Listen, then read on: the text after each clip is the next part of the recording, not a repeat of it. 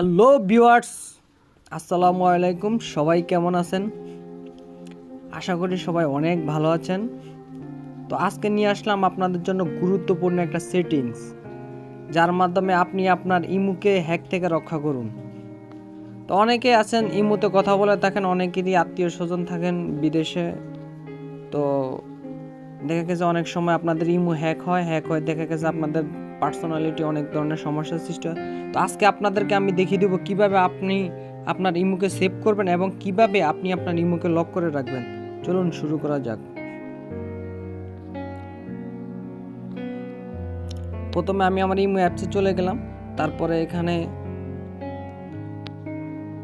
কর্নারে অ্যাবাউটে ক্লিক করলাম। করার পর এখানে সেটিং অপশনে গেলাম। যাওয়ার পর এখানে দেখতে পারবেন অ্যাকাউন্ট অ্যান্ড সিকিউরিটি নামে একটা অপশন আছে। তো আমি এখানে ক্লিক করলাম। করার পর এখানে দেখতে পারবেন পাসকোড লক।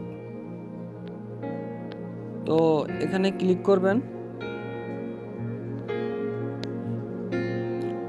করার পর এখানে এনেবল করে দেবেন।